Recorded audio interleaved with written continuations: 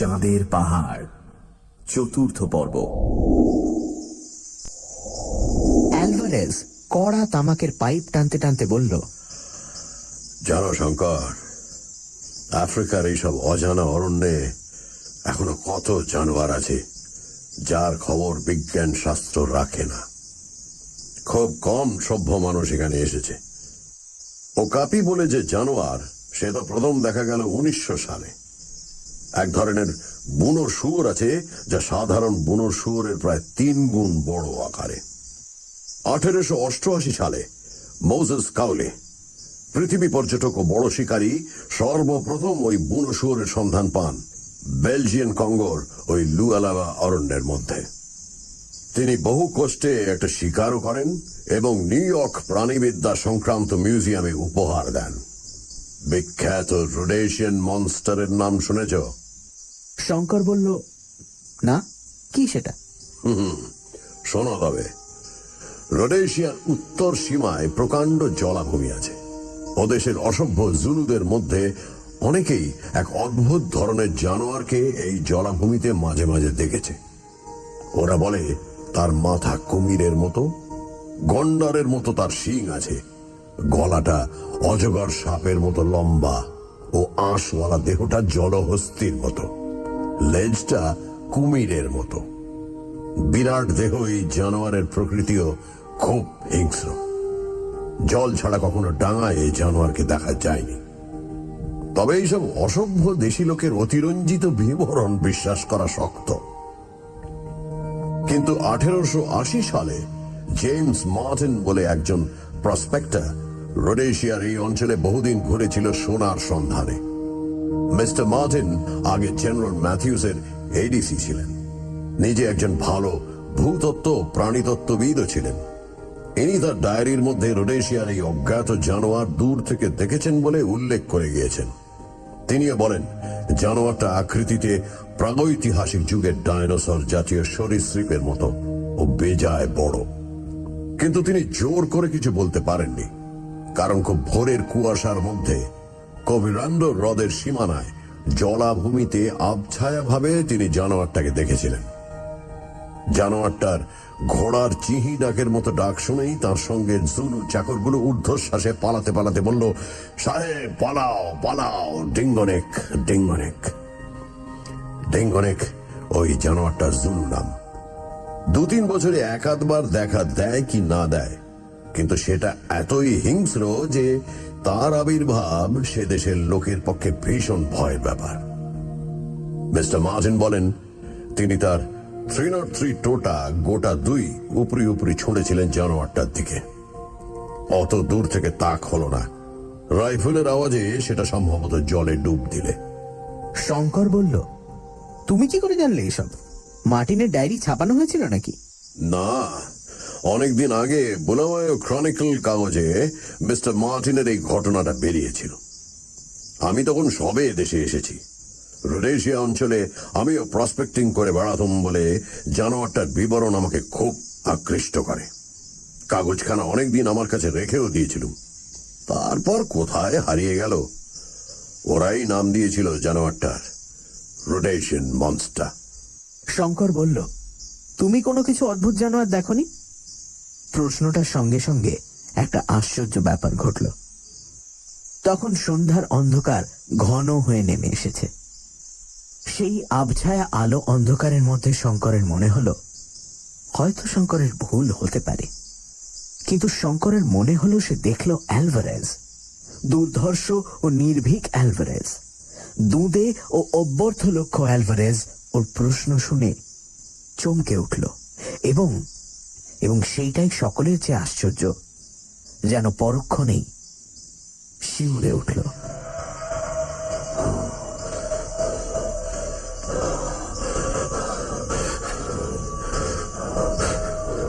সঙ্গে সঙ্গে অ্যালভারেজ যেন নিজের অজ্ঞাতসারেই চারপাশের জনমানবহীন ঘন জঙ্গল ও রহস্য ভরা দুরারোহ পর্বতমালার দিকে একবার চেয়ে দেখল। কোনো কথা বলল না, যেন এই পর্বত জঙ্গলে বহুকাল পরে এসে অতীতের কোনো বিভীষিকাময় পুরনো ঘটনা ওর স্মৃতিতে ভেসে উঠেছে, যে স্মৃতিটা ওর পক্ষে খুব প্রীতিকর নয়। অ্যালভারেজ ভয় পেয়েছে, অবাক। অ্যালভারেজের ভয় শঙ্কর ভাবতেও পারে না, কিন্তু সেই ভয়টা অলক্ষিতে এসে শঙ্করের মনেও চেপে বসল। এই সম্পূর্ণ অজানা বিচিত্র রহস্যময় বনানী, এই বিরাট পর্বত প্রাচীর যেন এক গভীর রহস্যকে যুগ যুগ ধরে গোপন করে আসছে। যে বীর, যে নির্ভীক এগিয়ে শশী, কিন্তু মৃত্যুপণে ক্রয় করতে হবে সেই গহন রহস্যের সন্ধান। রিক্টাসভেল্ড পর্বতমালা ভারতের হিমালয় নয়। এই দেশের মাসাই, জুলু, মাটাবেল প্রভৃতি আদিম জাতির মতোই ওর আত্মা নিষ্ঠুর, বর্বর, নরমাংসলোলুপ। সে কাউকে রেহাই দেবে না।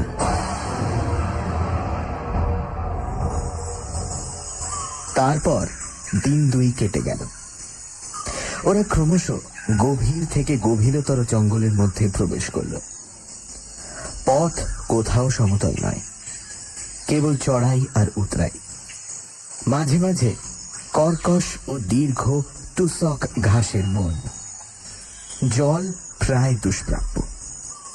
ঝর্ণা এক আধটা যদিও বা দেখা যায়, অ্যালভারেজ তাদের জল ছুঁতেও দেয় না।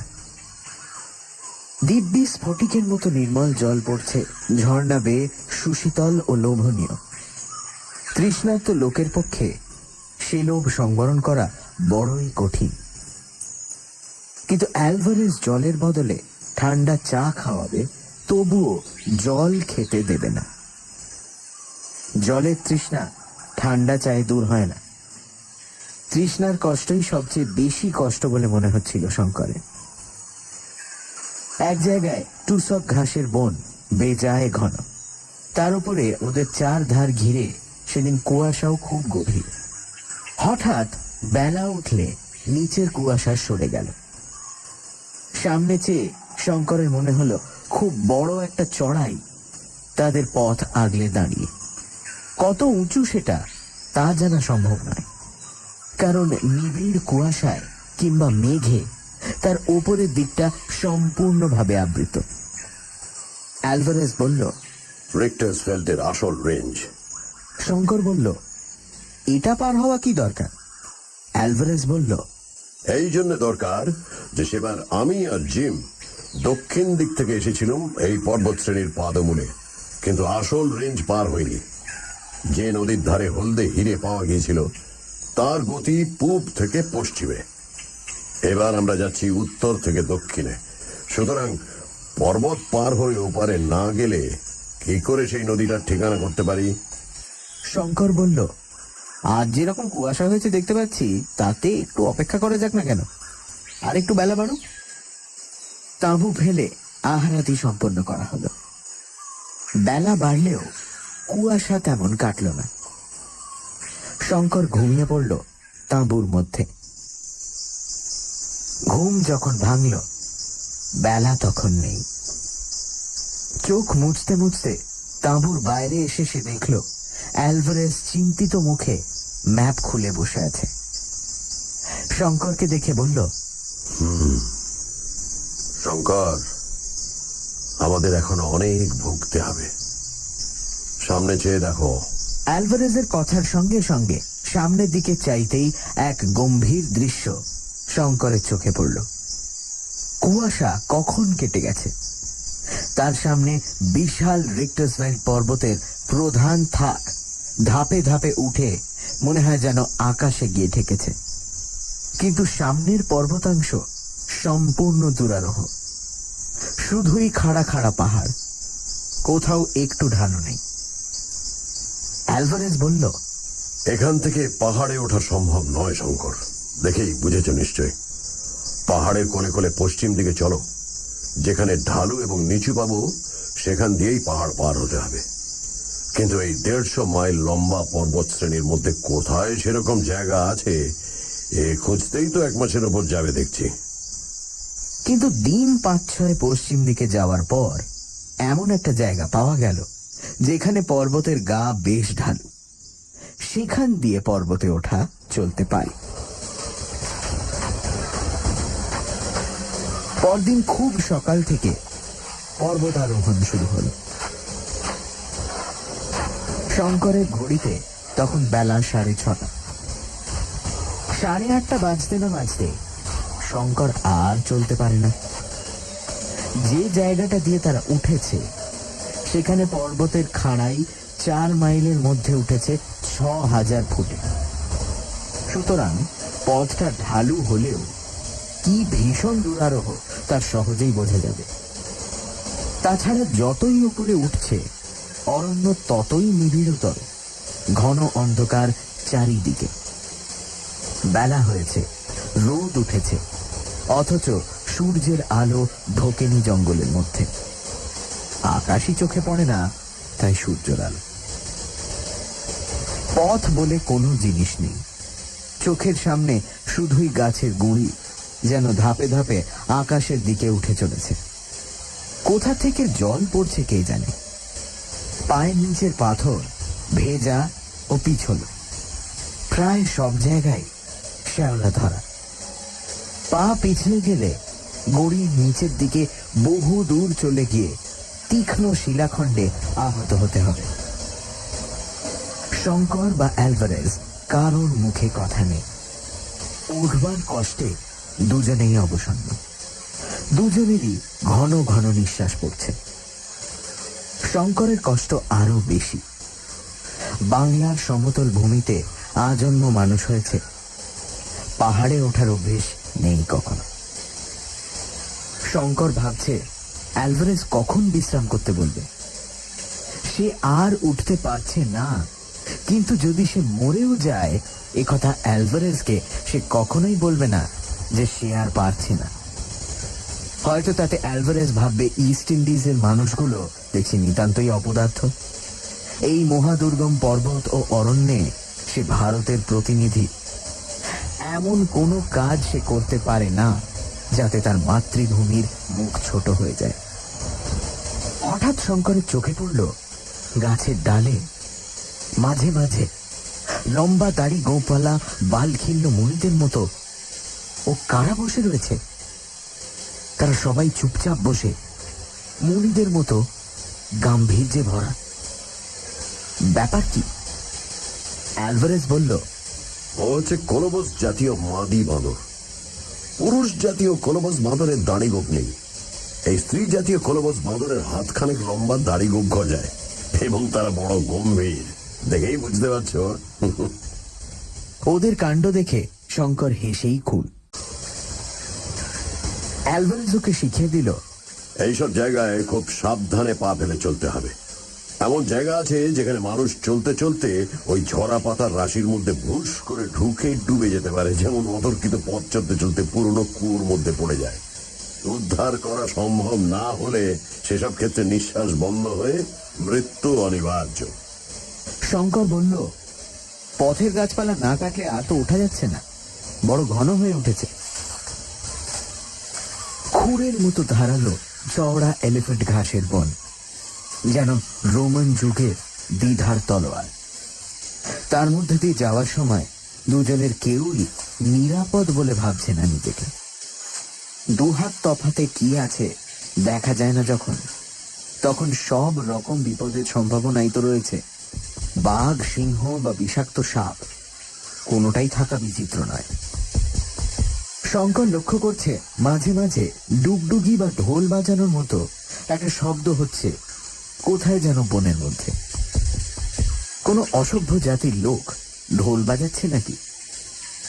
অ্যালভারেজকে সে জিজ্ঞেস করল। অ্যালভারেজ বলল, ঢোল নয়, বড় দেবন কিংবা বন মানুষের বুক চাপড়ে ওই রকম শব্দ করে। মানুষ এখানে কোথা থেকে আসবে? শঙ্কর বলল, তুমি যে বলেছিলে বনে গরিলা নেই। গরিলা সম্ভবত নেই। আফ্রিকার মধ্যে বেলজিয়ান কঙ্গোর কিছু অঞ্চল, রোমানজির আল্পস বা ভিরুঙ্গা আগ্নেয় পর্বতের অরণ্য ছাড়া অন্য কোথাও গরিলা আছে বলে তো জানা নেই। গরিলা ছাড়াও অন্য ধরনের বন মানুষের বুক চাপড়ে ওরকম আওয়াজ করতে পারে। ওরা ৪,৫০০ ফুটের ওপর উঠেছে। সেদিনের মতো সেখানেই রাত্রি বিশ্রামের জন্য তাঁবু ফেলা হলো। একটা বিশাল সত্যিকার ট্রপিক্যাল অরণ্যের রাত্রিকালীন শব্দ এত বিচিত্র ধরনের ও এত ভীতিজনক যে সারা রাত শঙ্কর চোখের পাতা বোঝাতে পারল না। শুধু ভয় নয়, ভয়ে মিশ্রিত একটা বিস্ময়। কত রকমের শব্দ, হায়নার হাসি, কলবাস বানরের কর্কশ চিৎকার, বন মানুষের বুক চাপড়ানোর আওয়াজ, বাঘের ডাক। প্রকৃতির এই বিরাট নিজস্ব পশুশালায় রাত্রে কেউ ঘুমায় না।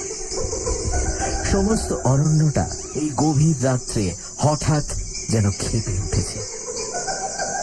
বছর কয়েক আগে খুব বড় একটা সার্কাস দল এসে ওদের স্কুল বোর্ডিং এর পাশের মাঠে তাঁবু ফেলেছিল। তাদের জানোয়ারদের চিৎকারে বোর্ডিং এর ছেলেরা রাত্রে ঘুমোতে পারত না। শঙ্করের সেই কথা এখন মনে পড়ল। কিন্তু এসবের চেয়েও মাঝরাতে একদল বুনো হাতির ডাক তাঁবুর অত্যন্ত কাছে শুনে শঙ্কর এমন ভয় পেয়ে গেল যে অ্যালভারেজকে তাড়াতাড়ি ঘুম থেকে ওঠালো। অ্যালভারেজ বলল, আগুন জ্বলছে তাঁবুর বাইরে, কোনো ভয় নেই, ওরা ঘেঁষবে না এদিকে। সকালে উঠে আবার ওপরে ওঠা শুরু। উঠছে উঠছে, মাইলের পর মাইল বুনো বাঁশের জঙ্গল, তার তলায় বুনো আদা।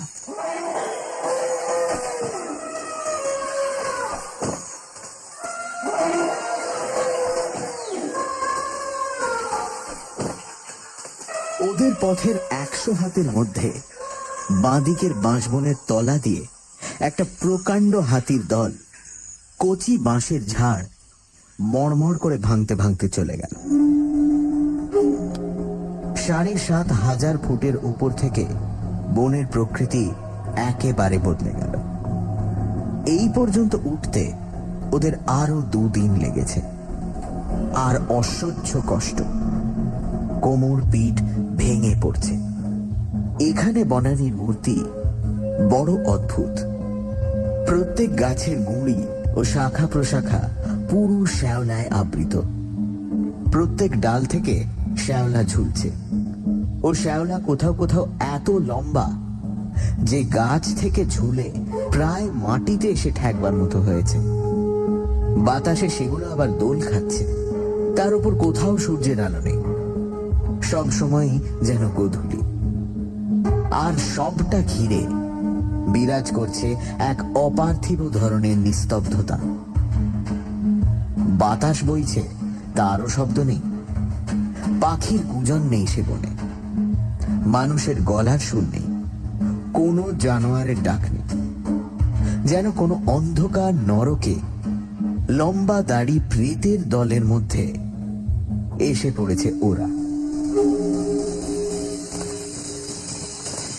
সন্ধ্যার পরেই সমস্ত বনানী নিবিড় অন্ধকারে আবৃত হলো। তাঁবুর বাইরে ওরা আগুন করেছে। সেই আলোর মণ্ডলীর বাইরে আর কিছু দেখা যায় না। এই বনের আশ্চর্য নিস্তব্ধতা শঙ্করকে বিস্মিত করেছে। বনানীর সেই বিচিত্র নৈশ শব্দ এখানে স্তব্ধ কেন? অ্যালভারেজ চিন্তিত মুখে ম্যাপ দেখছিল। বলল, শোনো শঙ্কর, একটা কথা ভাবছি। ৮,০০০ ফুট উঠলাম, কিন্তু এখনো পর্বতের সেই খাঁজটা পেলাম না যেটা দিয়ে আমরা রেঞ্জ পার হয়ে ওপারে যাব। আর কত উপরে উঠব? যদি ধরো এই অংশে স্যাডেলটা নাই থাকে। শঙ্করের মনেও এই খটকা যে না জেগেছে তা নয়। সে আজই উঠবার সময় মাঝে মাঝে ফিল্ড গ্লাস দিয়ে ওপরের দিকে দেখবার চেষ্টা করেছে, কিন্তু ঘন মেঘে বা কুয়াশায় ওপরের দিকটা সব সময় আবৃত থাকায় তার চেষ্টা ব্যর্থ হয়েছে। সত্যি তো, তারা কত উঠবে আর? সমতল খাঁজ যদি না পাওয়া যায়, আবার নিচে নামতে হবে, আবার অন্য জায়গা বেয়ে উঠতে হবে। দফা সারা। সে বলল, ম্যাপে কি বলে? অ্যালভারেজের মুখ দেখে মনে হলো ম্যাপের ওপর সে আস্থা হারিয়েছে। বলল, এ ম্যাপ অত খুঁটিনাটি ভাবে তৈরি নয়। এ পর্বতে উঠেছে কে যে ম্যাপ তৈরি হবে? এই যে দেখছো, এইখানা স্যার ফিলিপো ডি ফিলিপির তৈরি ম্যাপ, যিনি পর্তুগিজ পশ্চিম আফ্রিকার ফার্দিনান্দো পো শৃঙ্গ আরোহণ করে খুব নাম করেন, এবং বছর কয়েক আগে বিখ্যাত পর্বত আরোহণকারী পর্যটক ডিউক অফ আব্রুৎসির অভিযানেও যিনি ছিলেন, কিন্তু রিক্টার্স ওয়েলে তিনি ওঠেননি। এর ম্যাপে পাহাড়ের যে কন্ট্রোল ছবি আঁকা আছে তা খুব নিখুঁত বলে তো মনে হয় না। ঠিক বুঝছি না। হঠাৎ শঙ্কর বলে উঠল, ও কি? তাঁবুর বাইরে প্রথমে একটা অস্পষ্ট আওয়াজ এবং পরক্ষণেই একটা কষ্টকর কাশির শব্দ পাওয়া গেল, যেন থাইসিসের রোগী খুব কষ্টে কাতর ভাবে কাশছে। একবার, দুবার, তারপর এই শব্দটা থেমে গেল। কিন্তু সেটা মানুষের গলার শব্দ নয়। শোনা মাত্রই শঙ্করের সে কথা মনে হলো। রাইফেল নিয়ে সে ব্যস্তভাবে তাঁবুর বাইরে যেতে যাচ্ছে। অ্যালভারেজ তাড়াতাড়ি উঠে ওর হাত ধরে বসিয়ে দিল। শঙ্কর আশ্চর্য হয়ে বলল, কেন, কিসের শব্দ ওটা? বলে অ্যালভারেজের দিকে চাইতেই বিস্ময়ের সঙ্গে লক্ষ্য করল তার মুখ বিবর্ণ হয়ে গেছে। শব্দটা শুনেই কি সঙ্গে সঙ্গে তাঁবুর অগ্নিকুণ্ডের মণ্ডলীর বাইরে নিবিড় অন্ধকারে একটা ভারী অথচ লঘুপথ জীব যেন জঙ্গলের মধ্যে দিয়ে চলে যাচ্ছে বেশ মনে হলো। দুজনেই খানিকটা চুপচাপ। তারপর অ্যালভারেজ বলল, আগুনে কাঠ ফেলে দাও, বন্দুক দুটো ভরা আছে কিনা দেখো। ওর মুখের ভাব দেখে শঙ্কর ওকে আর কোনো প্রশ্ন করতে সাহস করল না। রাত্রি কেটে গেল। পরদিন সকালে শঙ্করের ঘুম ভাঙল আগে। তাঁবুর বাইরে এসে কফি করবার আগুন জ্বালতে সে তাঁবু থেকে কিছু দূর কাঠ ভাঙতে গেল। হঠাৎ তার নজরে পড়ল ভিজে মাটির ওপর একটা পায়ের দাগ। লম্বায় দাগটা 11 ইঞ্চি কম নয়, কিন্তু পায়ে 3টে মাত্র আঙুল। 3 আঙুলেরই দাগ বেশ স্পষ্ট। পায়ের দাগ ধরে সে এগিয়ে গেল। আরো অনেকগুলো সেই পায়ের দাগ আছে, সবগুলোতেই সেই 3 আঙুল। শঙ্করের মনে পড়ল ইউগান্ডা স্টেশন ঘরে অ্যালভারেজের মুখে শোনা জিম কার্টারের মৃত্যু কাহিনী। গুহার মুখে বালির ওপর সেই অজ্ঞাত হিংস্র জানোয়ারের 3 আঙুলওয়ালা পায়ের দাগ। কাফের গ্রামের বাইরে সেই সর্দারের মুখে শোনা গল্প। কাল রাত্রে অ্যালভারেজের বিবর্ণ মুখও সঙ্গে সঙ্গে মনে পড়ল। আর একদিনও অ্যালভারেজ ঠিক এই রকমই ভয় পেয়েছিল, যেদিন পর্বতের পাদমূলে ওরা প্রথম এসে তাঁবু পাতে। বুনিপ, কাফের সর্দারের গল্পের সেই বুনিপ। রিক্টার্সভেল্ড পর্বত ও অরণ্যের বিভীষিকা, যার ভয়ে শুধু অসভ্য মানুষ কেন, অন্য কোনো বন্য জন্তু পর্যন্ত এই 8000 ফুটের উপরকার বনে আসে না। কাল রাত্রে কোনো জানোয়ারের শব্দ পাওয়া যায়নি কেন? এখন তা শঙ্করের কাছে পরিষ্কার হয়ে গেল। অ্যালভারেজ পর্যন্ত ভয়ে বিবর্ণ হয়ে উঠেছিল ওর গলার শব্দ শুনে। বোধহয় ও শব্দের সঙ্গে অ্যালভারেজের পূর্বে পরিচয় ঘটেছে। অ্যালভারেজের ঘুম ভাঙতে সেদিন একটু দেরি হলো। গরম কফি এবং কিছু খাদ্য গলাধঃকরণ করবার সঙ্গে সঙ্গে সে আবার সেই নির্ভীক ও দুর্ধর্ষ অ্যালভারেজ, যে মানুষকেও ভয় করে না, শয়তানকেও না। শঙ্কর ইচ্ছে করেই অ্যালভারেজকে ওই অজ্ঞাত জানোয়ারের পায়ের দাগটা দেখালো না। কি জানি, যদি অ্যালভারেজ বলে বসে এখনো পাহাড়ের স্যারেল পাওয়া গেল না, তবে নেমে যাওয়া যাক। সকালে সেদিন খুব মেঘ করে ঝমঝম করে বৃষ্টি নামল। পর্বতের ঢাল বেয়ে যেন হাজার হাজার ঝর্ণার ধারায় বৃষ্টির জল গড়িয়ে নিচে নামছে। এই বন ও পাহাড় চোখে কেমন যেন ধাঁধা লাগিয়ে দেয়। এতটা উঠেছে ওরা, কিন্তু প্রতি 1000 ফুট উপর থেকে নিচের অরণ্যের গাছপালার মাথা দেখে সেগুলো সমতল ভূমির অরণ্য বলে ভুল হচ্ছে। কাজেই প্রথমটা মনে হয় যেন কতটুকুই বা উঠেছি, এইটুকু তো। বৃষ্টি সেদিন থামল না।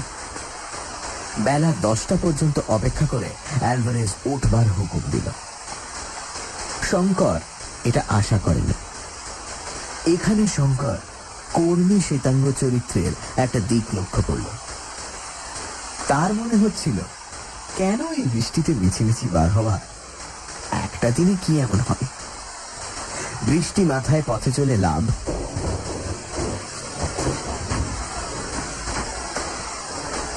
অবিশ্রান্ত বৃষ্টিধারার মধ্যে ঘন অরণ্যানী ভেদ করে সেদিন ওরা সারা দিন উঠল। উঠছে উঠছে উঠছেই। শঙ্কর আর পারে না। কাপড় চোপড়, জিনিসপত্র, তাঁবু সব ভিজে একাকার। একখানা রুমাল পর্যন্ত শুকনো নেই কোথাও। শঙ্করের কেমন একটা অবসাদ এসেছে দেহ ও মনে। সন্ধ্যার দিকে যখন সমগ্র পর্বত ও অরণ্য মেঘের অন্ধকারে ও সন্ধ্যার অন্ধকারে একাকার হয়ে ভীম দর্শন ও গম্ভীর হয়ে উঠল, তখন ওর মনে হলো এই অজানা দেশে, অজানা পর্বতের মাথায়, ভয়ানক হিংস্র জন্তু সংকুল বনের মধ্যে দিয়ে বৃষ্টি মুখর সন্ধ্যায় কোন অজানা হীরের খনি বা তার চেয়েও অজানা মৃত্যুর অভিমুখে চলেছে সে কোথায়? অ্যালভারেজ কে তার পরামর্শে কেন সে এখানে এলো? হীরের খনিতে তার দরকার নেই। বাংলাদেশের খড়ে ছাওয়া ঘর, ছায়া ভরা শান্ত গ্রাম্য পথ, ক্ষুদ্র নদী, পরিচিত পাখিদের কাকলি, সেসব যেন কত দূরের কোন অবাস্তব স্বপ্নরাজ্যের জিনিস। আফ্রিকার কোনো হীরের খনি সেসবের চেয়ে মূল্যবান নয়। কিন্তু তার এ ভাব কেটে গেল অনেক রাত্রে, যখন নির্মেঘ আকাশে চাঁদ উঠল। সে অপার্থিব জ্যোৎস্নাময় রাত্রের বর্ণনা নেই। শঙ্কর আর পৃথিবীতে নেই। বাংলা বলে কোনো দেশ নেই। সব স্বপ্ন হয়ে গেছে। সে আর কোথাও ফিরতে চায় না। হিরে চায় না, অর্থ চায় না। পৃথিবী থেকে বহু ঊর্ধ্বের এক ধবধবে সাদা স্বর্গের এখন সে অধিবাসী। তার চারধারে প্রকৃতির যে সৌন্দর্য, কোনো মানুষের চোখ এর আগে তা দেখেনি। সে গহন নিস্তব্ধতা এর আগে কোনো মানুষ অনুভব করেনি। জনমানবহীন বিশাল রিক্টাসভেল্ট পর্বত ও অরণ্য এই গভীর নিশীথে মেঘলোকে আসন পেতে আপনাতে আপনি আত্মস্থ, ধ্যান স্থিমিত। পৃথিবীর মানুষের সেখানে প্রবেশ লাভের সৌভাগ্য কচ্ছিৎ ঘটে।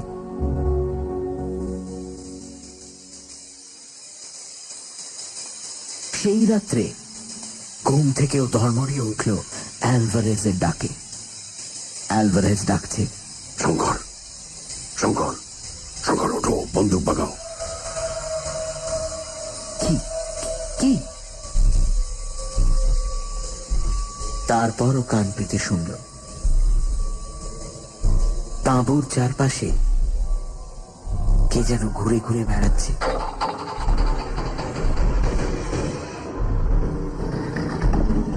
তার জোরে জোরে নিঃশ্বাসের শব্দ বেশ শোনা যাচ্ছে তাঁবুর মধ্যে থেকে। চাঁদ ঢলে পড়েছে। তাঁবুর বাইরে অন্ধকারই বেশি। জ্যোৎস্নাটুকু গাছের মগডালে উঠে গেছে। কিছুই দেখা যাচ্ছে না। তাঁবুর দরজার মুখে আগুন তখনও একটু একটু জ্বলছে, কিন্তু তার আলোর বৃত্ত যেমন ছোট, আলোর জ্যোতিও তেমনই ক্ষীণ। তাতে দেখবার সাহায্য কিছুই হয় না। হুড়মুড় করে একটা শব্দ হলো। গাছপালা ভেঙে একটা ভারী জানোয়ার হঠাৎ ছুটে পালানো যেন।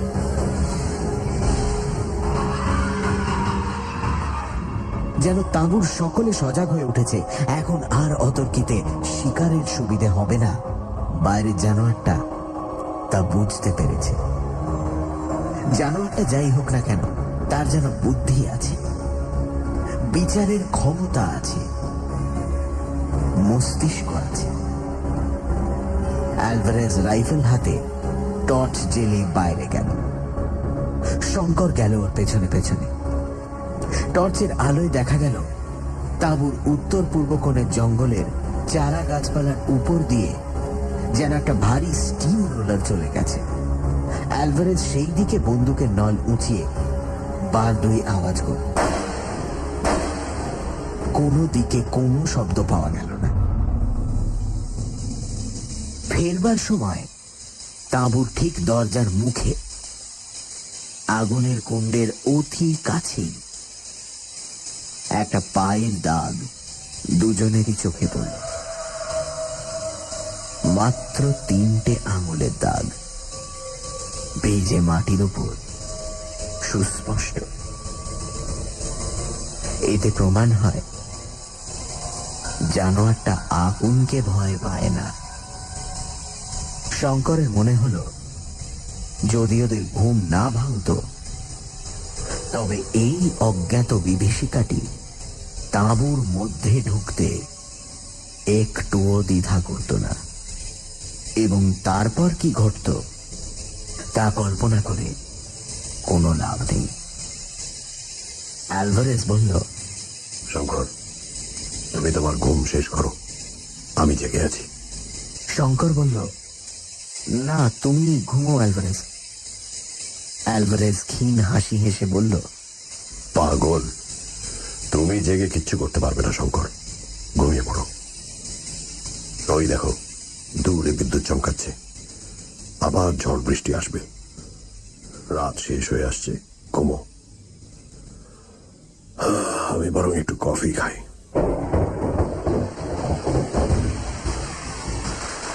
রাত ভোর হওয়ার সঙ্গে সঙ্গে এলো মুষলধারে বৃষ্টি।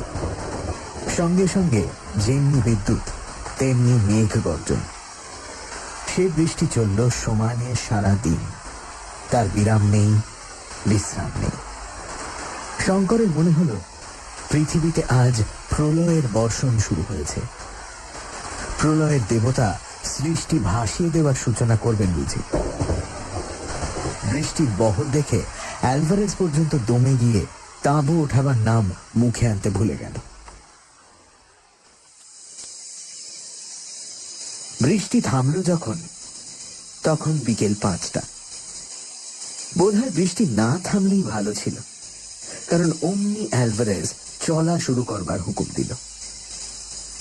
বাঙালি ছেলের স্বভাবতই মনে হয় এখন অবেলায় যাওয়া কেন, এত কি সময় বয়ে যাচ্ছে। কিন্তু অ্যালভারেজের কাছে দিন রাত, বর্ষা, রোদ, জ্যোৎস্না, অন্ধকার সব সমান। সে রাত্রে বর্ষা স্নাত বনভূমির মধ্যে দিয়ে মেঘ ভাঙা জ্যোৎস্নার আলোয় দুজনে উঠছে উঠছে। এমন সময় অ্যালভারেজ পেছন থেকে বলে উঠল, শঙ্কর, দাঁড়াও, ওই দেখো। অ্যালভারেজ ফিল্ড গ্লাস দিয়ে ফুটফুটে জ্যোৎস্নালোকে বাঁ পাশের পর্বত শিখরের দিকে চেয়ে দেখছে। শঙ্কর ওর হাত থেকে গ্লাসটা নিয়ে সেদিকে দৃষ্টি নিবদ্ধ করল। হ্যাঁ, সমতল খাঁজটা পাওয়া গেছে। বেশি দূরেও নয়, মাইল 2 মধ্যে, বাঁদিক ঘেঁষে। অ্যালভারেজ হাসি মুখে বলল, দেখছো দেখছো স্যাডেলটা? থামবার দরকার নেই, চলো আজ রাত্রে স্যাডেলের উপর পৌঁছে তাঁবু ফেলবো। শঙ্কর আর সত্যি পারছে না। এই দুর্ধর্ষ পর্তুগিজটার সঙ্গে হীরের সন্ধানে এসে সে কি ঝকমারি না করেছে। শঙ্কর জানে অভিযানের নিয়ম অনুযায়ী দলপতির হুকুমের উপর কোনো কথা বলতে নেই। এখানে অ্যালভারেজই দলপতি, তার আদেশ অমান্য করা চলবে না। কোথাও আইনে লিপিবদ্ধ না থাকলেও পৃথিবীর ইতিহাসের বড় বড় অভিযানে সবাই এই নিয়ম মেনে চলে, সেও মানবে। অবিশ্রান্ত হাঁটবার পরে সূর্যোদয়ের সঙ্গে সঙ্গে ওরা এসে স্যাডেলে যখন উঠল, শঙ্করের তখন আর 1 পাও চলবার শক্তি নেই। স্যাডেলটার বিস্তৃতি 3 মাইলের কম নয়। কখনো বা 200 ফুট খাড়া উঠেছে, কখনো বা 400-500 ফুট নেমে গেছে 1 মাইলের মধ্যে। সুতরাং বেশ দূরারোহ। যতটুকু সমতল ততটুকু শুধুই বড় বড় বনস্পতির জঙ্গল, এরিথ্রিনা, পেনসিয়ানা, রিঠা গাছ, বাঁশ বা বন্য আদা, বিচিত্র বর্ণের অর্কিডের ফুল ডালে ডালে, বেবুন ও কলবাস বাঁদর সর্বত্র। আরো 2 দিন ধরে ক্রমাগত নামতে নামতে রিক্টাসভেল্ড পর্বতের আসল রেঞ্জের ওপারের উপত্যকায় গিয়ে ওরা পদার্পণ করল। শঙ্করের মনে হলো এদিকে জঙ্গল যেন আরো বেশি দুর্ভেদ্য ও বিচিত্র। আটলান্টিক মহাসাগরের দিক থেকে সমুদ্র বাষ্প উঠে কতক ধাক্কা খায় পশ্চিম আফ্রিকার ক্যামেরুন পর্বতে, বাকিটা আটকায় বিশাল রিক্টাসভেল্ডের দক্ষিণ সানুতে। সুতরাং বৃষ্টি এখানে হয় অজস্র, গাছপালার তেজও তেমনি। দিন 15 ধরে সেই বিরাট অরণ্যাকীর্ণ উপত্যকায় সর্বত্র দুজনে মিলে খুঁজেও অ্যালভারেজ বর্ণিত পাহাড়ি নদীর কোনো ঠিকানা বার করতে পারল না। ছোটখাটো ঝর্ণা 2-1টা উপত্যকার উপর দিয়ে বইছে বটে, কিন্তু অ্যালভারেজ কেবলই ঘাড় নাড়ে আর বলে, এসব নয়। শঙ্কর বলে, তোমার ম্যাপ দেখো না ভালো করে। কিন্তু এখন দেখা যাচ্ছে যে অ্যালভারেজের ম্যাপের কোনো নিশ্চয়তা নেই। অ্যালভারেজ বলে, ম্যাপ কি হবে? আমার মনে গভীরভাবে আঁকা আছে সে নদী ও সে উপত্যকার ছবি।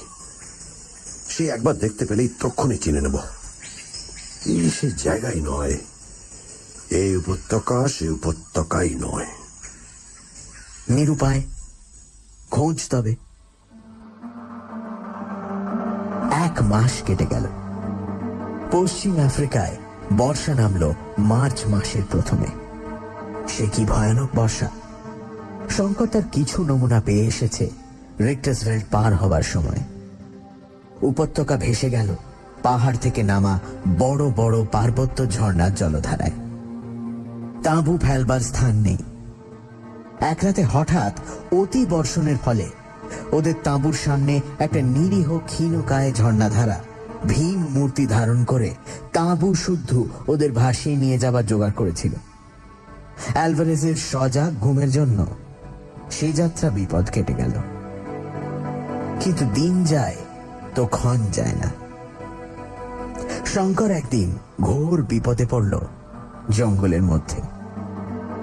সে বিপদটাও বড় অদ্ভুত ধরনের। সেদিন অ্যালভারেজ তাঁবুতে তার নিজের রাইফেল পরিষ্কার করছিল। সেটা শেষ করে রান্না করবে কথা ছিল। শঙ্কর রাইফেল হাতে বনের মধ্যে শিকারের সন্ধানে বেরিয়ে পড়ল। অ্যালভারেজ বলে দিয়েছে তাকে এ বনে খুব সাবধানে চলাফেরা করতে, আর বন্দুকের ম্যাগাজিনে সব সময় যেন কার্ট্রিজ ভরা থাকে। আর একটা খুব মূল্যবান উপদেশ দিয়েছে, যেটা এই: বনের মধ্যে বেড়াবার সময় হাতের কবজিতে কম্পাস সর্বদা বেঁধে নিয়ে বেড়াবে, এবং যে পথ দিয়ে যাবে পথের ধারে গাছপালায় কোনো চিহ্ন রেখে যাবে, যাতে ফেরবার সময় সেই সব চিহ্ন ধরে আবার ঠিক ফিরতে পারো, নতুবা বিপদ অবশ্যম্ভাবী। সেদিন শঙ্কর স্প্রিংবক হরিণের সন্ধানে গভীর বনে চলে গেছে। সকালে বেরিয়েছিল। ঘুরে ঘুরে বড় ক্লান্ত হয়ে পড়ে এক জায়গায় একটা বড় গাছের তলায় সে একটু বিশ্রামের জন্য বসল। সেখানটাতে চারধারেই বৃহৎ বৃহৎ বনস্পতির মেলা, আর সব গাছেই গুঁড়ি ও ডালপালা বেয়ে এক প্রকারের বড় বড় লতা উঠে তাদের ছোট ছোট পাতা দিয়ে এমনই নিবিড়ভাবে আষ্টে পৃষ্ঠে গাছগুলোকে জড়িয়েছে যে গুঁড়ির আসল রং দেখা যাচ্ছে না। কাছেই একটা ছোট জলার ধারে ঝাড়ে ঝাড়ে ম্যারিপোসা লিলি ফুটে রয়েছে। খানিকটা সেখানে বসবার পর শঙ্করের মনে হলো তার কি একটা অস্বস্তি হচ্ছে। কি ধরনের অস্বস্তি তা সে কিছু বুঝতে পারল না, অথচ জায়গাটা ছেড়ে উঠে যাওয়ারও ইচ্ছে তার হলো না। সে ক্লান্ত বটে, আর জায়গাটা বেশ আরামেরও বটে, কিন্তু এ তার কি হলো? তার সমস্ত শরীরে এত অবসাদ এলো কোথা থেকে? ম্যালেরিয়া জ্বরে ধরল নাকি? অবসাদটা কাটাবার জন্য সে পকেট হাতড়ে একটা চুরুট বার করে ধরালো। কিসের একটা মিষ্টি মিষ্টি সুগন্ধ বাতাসে। শঙ্করের বেশ লাগছে গন্ধটা। একটু পরে দেশলাইটা মাটি থেকে কুড়িয়ে পকেটে রাখতে গিয়ে মনে হলো হাতটা যেন তার নিজের নয়, যেন অন্য কারো হাত। তার মনের ইচ্ছে সে হাত নড়ে না। ক্রমেই তার সর্বশরীর যেন বেশ একটা আরামদায়ক অবসাদে অবশ হয়ে পড়তে চাইল।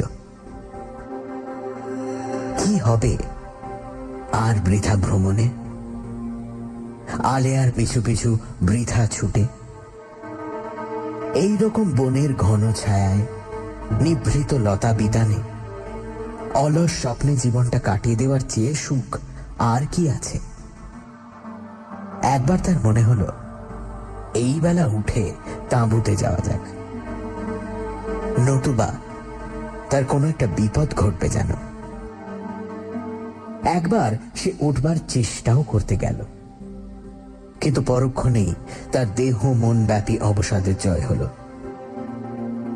অবসাদ নয়, যেন একটা মৃদু মধুর নেশার আনন্দ। সমস্ত জগৎ তার কাছে তুচ্ছ। সেই নেশাটাই তার সারা দেহ অবশ করে আনছে ক্রমশ। শঙ্কর গাছের শিকড়ে মাথা দিয়ে ভালো করেই শুয়ে পড়ল। বড় বড় কটনবোর্ড গাছের শাখায় আলো ছায়ার রেখা বড় অস্পষ্ট। কাছেই কোথাও বুনো প্যাঁচার ডাক অনেকক্ষণ থেকে শোনা যাচ্ছিল। ক্রমে যেন তা ক্ষীণ থেকে ক্ষীণতর হয়ে আসছে। তারপরে কি হলো শঙ্কর কিছু জানে না। অ্যালভারেজ যখন বহু অনুসন্ধানের পর ওর অচৈতন্য দেহটা কটনবোর্ড জঙ্গলের ছায়ায় আবিষ্কার করল, তখন বেলা বেশি নেই। প্রথমটা অ্যালভারেজ ভাবল এই নিশ্চয়ই সর্পাঘাত, কিন্তু দেহটা পরীক্ষা করে সর্পাঘাতের কোনো লক্ষণ দেখা গেল না। হঠাৎ মাথার উপরকার ডালপালা ও চারধারের গাছপালার দিকে নজর পড়তেই অভিজ্ঞ ভ্রমণকারী অ্যালভারেজ ব্যাপারটা সব বুঝতে পারল। সেখানটাতে সর্বত্র অতি মারাত্মক বিষ লতার বন, যার রসে আফ্রিকার অসভ্য মানুষেরা তীরের ফলা ডুবিয়ে নেয়, যার বাতাস এমনই সুন্দর সুগন্ধ বহন করে, কিন্তু নিঃশ্বাসের সঙ্গে বেশি মাত্রায় গ্রহণ করলে অনেক সময় পক্ষাঘাত পর্যন্ত হতে পারে। মৃত্যু ঘটাও আশ্চর্য নয়। তাঁবুতে এসে শঙ্কর 2-3 দিন শয্যাগত হয়ে রইল। সর্বশরীর ফুলে ঢোল, মাথা যেন ফেটে যাচ্ছে, আর সব সময় তেষ্টায় তার গলা কাঠ। অ্যালভারেজ বলল, যদি তোমাকে সারা রাত ওখানে থাকতে হতো তাহলে সকালবেলা তোমাকে বাঁচানো কঠিন হতো। একদিন একটা ঝর্ণার জলধারার বালুময় তীরে শঙ্কর হলদে রঙের কি যেন দেখতে পেল। অ্যালভারেজ পাকা প্রসপেক্টর, সে এসে বালি ধুয়ে সোনার রেণু বার করল, কিন্তু তাতে সে বিশেষ উৎসাহিত হল না। সোনার পরিমাণ এত কম যে মজুরি পোষাবে না। 1 টান বালি ধুয়ে আউন্স 3 সোনা হয়তো পাওয়া যেতে পারে। শঙ্কর বলল, বসে থেকে লাভ কি, তবু যা সোনা পাওয়া যায় 3 আউন্স সোনার দামও তো কম নয়। সে যেটাকে অত্যন্ত অদ্ভুত জিনিস বলে মনে করেছে, অভিজ্ঞ প্রসপেক্টর অ্যালভারেজের কাছে সেটা কিছুই নয়। তাছাড়া শঙ্করের মজুরির ধারণার সঙ্গে অ্যালভারেজের মজুরির ধারণা মিল খায় না। শেষ পর্যন্ত ও কাজ শঙ্করকে ছেড়ে দিতে হলো। ইতিমধ্যে ওরা মাসখানেক ধরে জঙ্গলের নানা অঞ্চলে বেড়ালো। আজ এখানে 2 দিন তাঁবু পাতে, সেখান থেকে আরেক জায়গায় উঠে যায়, সেখানে কিছুদিন তন্ন তন্ন করে চারধার দেখবার পরে আর এক জায়গায় উঠে যায়। সেদিন অরণ্যের একটা নতুন স্থানে পৌঁছে ওরা তাঁবু পেতেছে। শঙ্কর বন্দুক নিয়ে 2-1টা পাখি শিকার করে সন্ধ্যায় তাঁবুতে ফিরে এসে দেখল অ্যালভারেজ বসে চুরুট টানছে। তার মুখ দেখে মনে হলো সে উদ্বিগ্ন ও চিন্তিত। শঙ্কর বলল, আমি বলি অ্যালভারেজ, তুমিই যখন বার করতে পারলে না তখন চলো ফিরি। অ্যালভারেজ বলল, নদীটা তো উড়ে যায়নি, এই বন পর্বতের কোনো না কোনো অঞ্চলে সেটা নিশ্চয়ই আছে। তবে আমরা বার করতে পারছি না কেন? আমাদের খোঁজা ঠিক মতো হচ্ছে না। বলো কি অ্যালভারেজ, 6 মাস ধরে জঙ্গল চষে বেড়াচ্ছি, আবার কাকে খোঁজা বলে? অ্যালভারেজ গম্ভীর মুখে বলল, কিন্তু মুশকিল হয়েছে কোথায় জানো শঙ্কর? তোমাকে এখনো কথাটা বলিনি, শুনলে হয়তো খুব দমে যাবে বা ভয় পাবে। আচ্ছা, তোমাকে একটা জিনিস দেখাই, এসো আমার সঙ্গে। শঙ্কর অধীর আগ্রহ ও কৌতূহলের সঙ্গে ওর পেছনে পেছনে চলল। ব্যাপারটা কি? অ্যালভারেজ একটু দূরে গিয়ে একটা বড় গাছের তলায় দাঁড়িয়ে বলল, শঙ্কর, আমরা আজই এখানে এসে তাঁবু পেতেছি, ঠিক তো? শঙ্কর অবাক হয়ে বলল, এ কথা মানে কি? আজই তো এখানে এসেছি, না আবার কবে এসেছি? আচ্ছা, এই গাছের গুঁড়ির কাছে সরে এসে দেখো তো। শঙ্কর এগিয়ে গিয়ে দেখল গুঁড়ির নরম ছাল ছুরি দিয়ে খুদে KDA লিখে রেখেছে, কিন্তু লেখাটা টাটকা নয়, অন্তত মাস খানেকের পুরনো। শঙ্কর ব্যাপারটা কিছু বুঝতে পারল না। অ্যালভারেজের মুখের দিকে চেয়ে রইল। অ্যালভারেজ বলল, বুঝতে পারলে না? এই গাছে আমি মাসখানেক আগে আমার নামের অক্ষর 2টি খুদে রাখি। আমার মনে একটু সন্দেহ হয়, তুমি তো বুঝতে পারো না, তোমার কাছে সব বনই সমান। এর মানে এখন বুঝেছ? আমরা চক্রকারে বনের মধ্যে ঘুরছি। এসব জায়গায় যখন এরকম হয় তখন তার থেকে উদ্ধার পাওয়া বেজায় শক্ত। এতক্ষণে শঙ্কর বুঝল ব্যাপারটা। বলল, তুমি বলতে চাও মাসখানেক আগে আমরা এখানে এসেছিলাম? ঠিক তাই। বড় অরণ্যে বা মরুভূমিতে এই বিপদ ঘটে, একে বলে ডেথ সার্কেল। আমার মনে মাসখানেক আগে প্রথম সন্দেহ হয় যে হয়তো আমরা ডেথ সার্কেলে পড়েছি।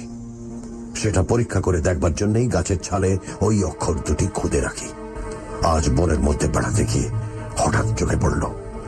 শঙ্কর বলল, আমাদের কম্পাসে কি হলো? কম্পাসে একটা দিক ভুল হচ্ছে কিভাবে রোজ রোজ? অ্যালভারেজ বলল, আমার মনে হয় কম্পাস খারাপ হয়ে গেছে। রিক্টার্সভেল্ড পার হবার সময় সেই যে ভয়ানক ঝড় ও বিদ্যুৎ হয়, তাতেই কিভাবে ওর চৌম্বক শক্তি নষ্ট হয়ে গিয়েছে। তাহলে আমাদের কম্পাস এখানে অকেজো? আমার তাই ধারণা। শঙ্কর দেখল অবস্থা নিতান্ত মন্দ নয়। ম্যাপ ভুল, কম্পাস অকেজো, তার উপর ওরা পড়েছে এক ভীষণ দুর্গম গহন অরণ্যের মধ্যে, বিষম মরণ ঘূর্ণিতে। জনমানুষ নেই, খাবার নেই, জলও নেই বললেই হয়, কারণ যেখান সেখানকার জল যখন পানের উপযুক্ত নয়। থাকার মধ্যে আছে এক ভীষণ অজ্ঞাত মৃত্যুর ভয়। জিম কার্টার এই অভিশপ্ত অরণ্যানীর মধ্যে রত্নের লোভে এসে প্রাণ দিয়েছিল। এখানে কারণ মঙ্গল হবে বলে মনে হয় না। অ্যালভারেজ কিন্তু দমে যাবার পাত্রই নয়। সে দিনের পর দিন চলল বনের মধ্যে দিয়ে। বনের কোনো কুল কিনারা পায় না শঙ্কর। আগে যাও বা ছিল, ঘূর্ণি পাকে তারা ঘুরছে শোনা অবধি শঙ্করের দিক সম্বন্ধে জ্ঞান একেবারে লোপ পেয়েছে।